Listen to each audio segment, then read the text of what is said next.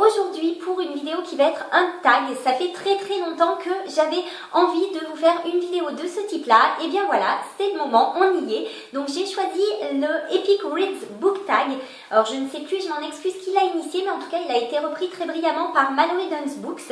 Et j'ai trouvé que c'était un tag avec des questions très originales. En plus il n'y a pas énormément de questions, il y en a 8. Donc il m'a fait vraiment envie.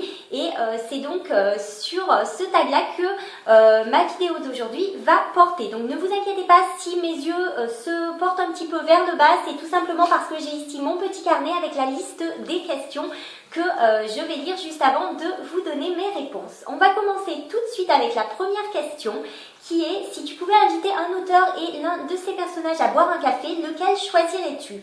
Donc sans hésiter, je choisirais George R. Martin et Tyrion Lannister, l'un de ses personnages principaux, tout simplement parce que j'adore la saga du Trône de Fer, j'adore l'univers que l'auteur a créé, et Tyrion Lannister est depuis le début, depuis que j'ai commencé à voir la série à la télé, mon personnage préféré. Je trouve qu'il est émouvant, il est extrêmement intelligent, il a énormément d'humour. Et voilà, j'espère qu'il ne va pas lui arriver malheur. D'ailleurs, j'ai toujours dit que s'il devait lui arriver quelque chose, je pense que j'arrêterai de lire les livres et de regarder la série, tout simplement parce que je serais vraiment trop dégoûtée pour continuer. Parce que voilà, c'est vraiment un personnage que j'affectionne plus que tout. Donc j'espère que George R. Martin ne va pas lui faire subir trop d'horreur. Mais bon, étant donné ce qu'il fait subir à ses personnages, j'ai quand même très peur. On passe tout de suite à la question 2 qui est pour quel livre ou saga voudrais-tu que l'auteur écrive un préquel ou une suite?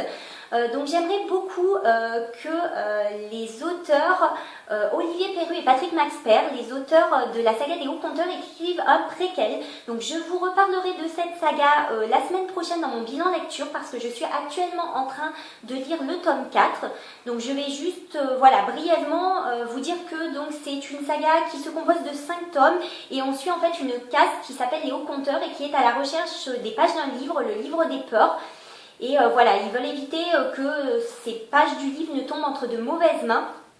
Et donc il y a énormément d'action, de suspense, c'est un livre très sombre, mais c'est vraiment des romans qui valent le coup. Moi je les ai découverts grâce à Caro Livre et je ne regrette absolument pas.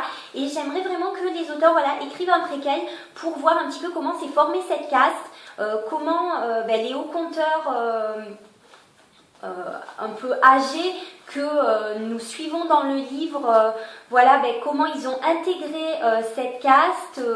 Voilà, donc un petit peu toute la vie avant l'histoire actuelle.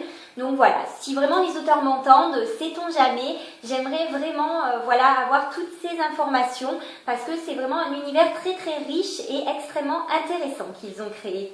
La troisième question est: choisis 2 personnages de 2 romans différents qui pour toi feraient un couple parfait. Alors j'ai choisi 2 enquêteurs. Voilà, je me suis dit on va aller du côté des romans policiers.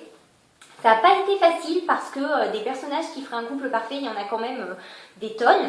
Mais j'ai choisi l'enquêtrice un petit peu fétiche de Franck Tilliez, Lucy Anne Bell, et Maloc, l'enquêteur star, si j'ose dire, de l'auteur du même nom, Maloc.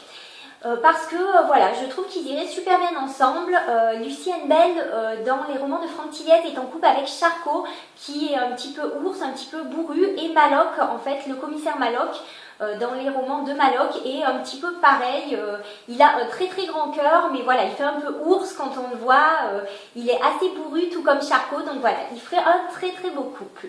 La quatrième question tout de suite est: si tu rencontrais par hasard ton auteur favori dans un lieu public, qui serait-il et que lui dirais-tu? Alors, j'ai pas réellement d'auteur favori, il y a énormément d'auteurs que j'aime, donc il est très difficile pour moi de vous donner le nom vraiment de mon auteur favori, d'un seul et unique.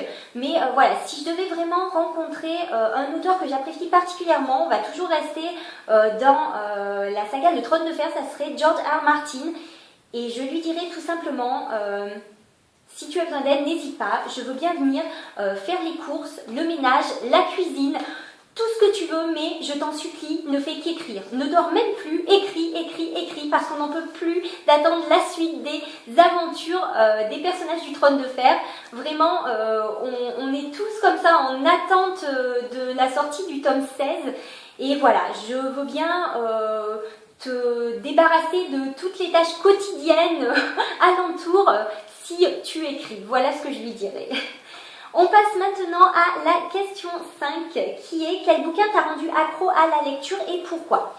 Alors, il n'y a pas vraiment un bouquin qui m'a rendu accro à la lecture. J'ai vraiment l'habitude de dire, et je pense que c'est vrai, que la lecture chez moi, enfin le goût de la lecture, c'est vraiment quelque chose qui coule dans mes veines, qui est inné. Je ne peux pas l'expliquer, mais déjà, apparemment, avant que je naisse, j'étais abonnée au livre du Mickey Club, en fait. Mes parents m'avaient abonnée et voilà, dès que je suis née, ils ont commencé à me lire des histoires et je pense que c'est dans mes gènes, en fait. J'aime la lecture tout simplement, je suis passionnée par la lecture et voilà, ça ne s'explique pas. Donc il n'y a pas vraiment un livre qui m'a rendue accro parce que dès que j'ai su lire, j'ai été accro à la lecture. Mais à une époque, vers 10 ans, je dévorais absolument tous les Daniel Steele. Donc voilà, si je devais dire voilà quel genre de livre m'a rendu accro à la lecture, allez, on va dire les Daniel Steele parce que très très jeune, voilà, vraiment, dès qu'il y en a un qui sortait, je me jetais dessus. Mais voilà, c'est pas vraiment honnête comme réponse parce que, voilà, comme je vous dis, il n'y a pas vraiment un livre qui m'a donné le déclic, que c'est vraiment la lecture en général qui me fait vibrer. Prochaine question, ta bibliothèque prend feu, montre-nous le livre que tu sauves. Oula, alors là c'est compliqué comme question, tout simplement parce que je ne me vois pas sauver un seul livre. Alors je sais que Mallory Dunsbook a dit qu'elle sauverait sa liseuse. Alors moi j'ai pas envie de dire pareil, tout simplement parce que j'estime que la liseuse n'est pas un livre. Bien sûr elle regroupe plein de livres et c'était très intelligent de sa part de dire ça, mais voilà, j'ai pas envie de dire la même chose. Mais voilà, bon, si je devais sauver un livre, alors à la limite je dirais, hop, je vais le prendre derrière moi, que ça serait Krace, le 3e tome des Chroniques lunaires. Tout simplement parce que j'adore cette saga, je suis tombée vraiment amoureuse de cette saga de Marissa Meyer et voilà, Krace, je n'ai pas encore lu, je pense que ça sera ma prochaine lecture parce que là je n'en peux plus, j'ai vraiment envie de savoir ce qui va se passer. Mais voilà, je pense que je sauverai celui-là parce qu'autant sauver un livre qu'on n'a pas lu. Mais voilà, je vous donne ma réponse sans grande conviction parce qu'il est extrêmement difficile pour des passionnés de lecture de répondre à cette question. Sauver un seul livre, c'est juste inimaginable. On passe maintenant à la question 7 et l'avant-dernière question. Choisis un monde dystopique dans lequel tu voudrais vivre et pourquoi? C'est vrai que bon, vivre dans un monde dystopique, c'est pas génial, mais je viens de finir The Book of Ivy et je pense que je choisirais ce monde-là en fait, tout simplement parce qu'il est ni meilleur ni pire qu'un autre et que j'ai adoré le livre, donc voilà, pourquoi pas vivre dans le monde de The Book of Ivy, mais bon, si je peux rester dans mon monde, je prends aussi, hein, bien sûr. On passe maintenant à la dernière question et ça sera donc la fin de ce tag. La dernière question est ta dernière epic read. Donc apparemment c'est ton dernier coup de cœur littéraire. Donc sans hésitation, je vais vous dire Aeternia de Gabriel Katz. Tout simplement parce que ben voilà, j'ai adoré ce livre. D'ailleurs vous pouvez retrouver ma chronique sur ma page Facebook Canobook. Ça a été vraiment mon dernier coup de cœur en date. Je partais un petit peu dans ce livre sans trop savoir où j'allais et en fait ça a été un coup de cœur ultime. J'ai dévoré ce livre en une journée et j'attends avec impatience la suite des aventures de Les Marek et de ses compagnons parce que voilà, ce livre m'a énormément plu. Si vous ne l'avez pas encore lu, surtout jetez-vous dessus parce qu'il est juste génial et rien que pour la fin qui est voilà, horriblement angoissante, j'ai envie de vous dire, voilà, lisez ce livre, n'hésitez plus. Ce tag est maintenant fini, j'espère qu'il vous aura plu, moi en tout cas j'ai pris énormément de plaisir à le faire et j'en referai d'autres très prochainement.